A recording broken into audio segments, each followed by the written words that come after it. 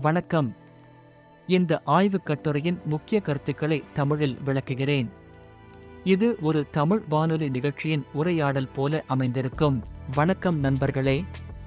இன்றைய நமது செயற்கை நுண்ணறிவு உலகம் நிகழ்ச்சிக்கு உங்களை அன்புடன் வரவேற்கிறோம். இன்று நம்முடன் இருப்பவர் செயற்கை நுண்ணறிவு ஆய்வாளர் டாக்டர் சுந்தர். வணக்கம் டாக்டர். வணக்கம் தொகுப்பாளர் அவர்களே. மகிழ்ச்சி. சரி, இன்று நான் பேசப்போவது டிரான்ஸ்ஃபார்மர் கட்டமைப்பின் வரம்புகள் பற்றிய புதிய ஆய்வுக் கட்டுரை குறித்து.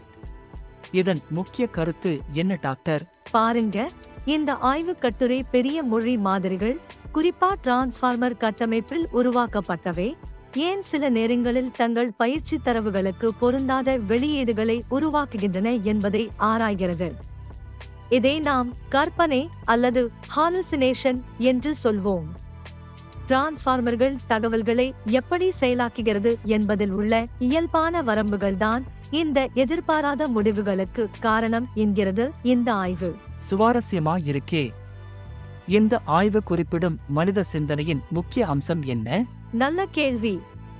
செயல்பாட்டு இணைப்பு அல்லது ஃபங்க்ஷன் காம்போசிஷன் என்ற ஒரு முக்கியமான கருத்தை இந்த ஆய்வு ஆராய்கிறது. இது என்னன்னா, உங்க அம்மாவோட பெயர், உங்க அம்மாவோட தோழில் இந்த மாதிரி தனித்தனி தகவல்களை இணைச்சு ஒரு புதுசா கேள்வி கேட்டா அதுக்கு பதில் சொல்லுது. எடுத்துக்காட்டா, உங்க அம்மாவோட தோழில் என்ன கேட்டா நீங்க உடனே சொல்லுவீங்க. ஆனா இந்த மாதிரி கேள்விகளுக்கு டிரான்ஸ்ஃபார்மர் மாடல்கள் சரியா பதில் சொல்ல முடியாது. அப்படின்னா இந்த ஆய்வு எப்படி இந்த வரம்புகளை நிரூபிச்சிருக்கு? பாருங்க, அவங்க கம்யூனிகேஷன் காம்ப்ளெக்சிட்டி ஒரு கணினி அறிவியல் கோட்பாட்டை பயன்படுத்தியிருக்காங்க. இது என்னன்னா, ஒரு பிரச்சனையை தீர்க்க வெவ்வேறு பகுதிகள் எவ்வளவு தகவல் பரிமாற வேண்டும்னு கணக்கிடுறது.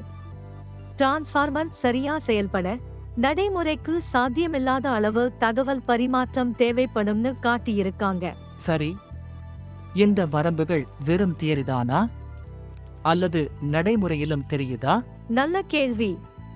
கணித ரீதியா நிரூபிக்கப்பட்டிருந்தாலும் உண்மையான மொழி மாதிரிகளிலும் இந்த பிரச்சனைகள் தெரியுது. குறிப்பா பல படிகள் கொண்ட சிந்தனை அல்லது நீண்ட தொடர்புகளை கையாளும் போது.